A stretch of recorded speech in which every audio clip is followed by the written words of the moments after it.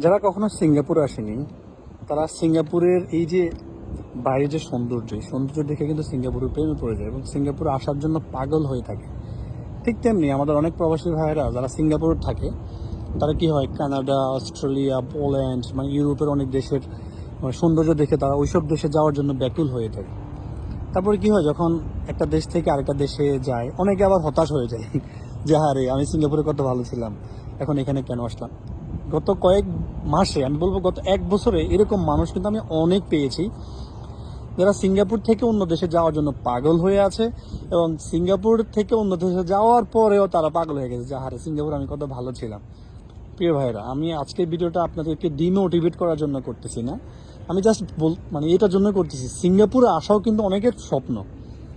এই যে সিঙ্গাপুরের যে সৌন্দর্যটা, আমরা মাঝে মাঝে রোববারে বাইরে যাওয়ার পরে KFC, ম্যাকডোনাল্ডসে খেয়ে যে ভিডিওগুলো দিই, ছবিগুলো দিই, বা সিঙ্গাপুরে মেরিনাতে যাওয়ার পরে যেই ছবিগুলো আমরা ছাড়ি, বা দেশের মানুষ দেখলে মনে হয় যে সিঙ্গাপুর কত মজার একটা দেশ, এরা কত মজায় আছে, এরা কত এনজয় করতেছে সিঙ্গাপুরে।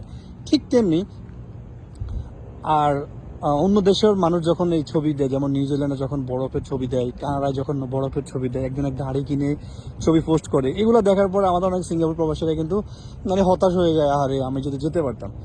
ভাই আসলে প্রতিটা দেশের যারাই যেই প্রবাসীরাই থাকুক, যেই দেশে থাকুক, সবাই কিন্তু সপ্তাহে একদিনের ছবি ফেসবুকে দেয়। যেদিন বন্ধ থাকে সেদিনের ছবি ফেসবুকে দেয়, কিন্তু অন্য সময়ে যে সাফারিংটা তারা করে সেটা ছবি কয়জন দেয়।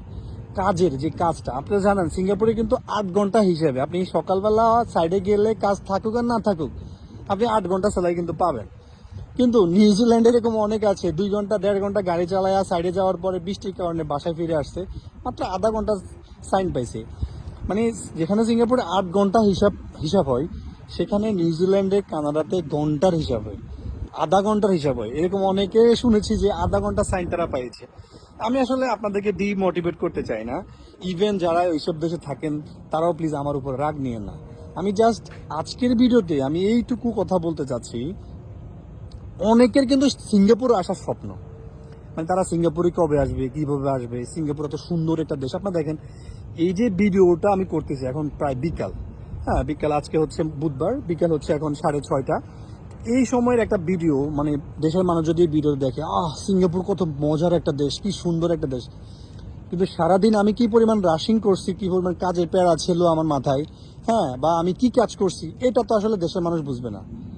সব দেশই ভালো, আলহামদুলিল্লাহ, আল্লাহ রাব্বুল আলামিন, মানে আমি মনে করি যে সিঙ্গাপুরও ভালো। সিঙ্গাপুর যে ভালো তা না, সিঙ্গাপুর শুধু একটাই সমস্যা, সেটা হচ্ছে আমরা ফ্যামিলি নিয়ে এখানে লং টার্ম থাকতে পারি না।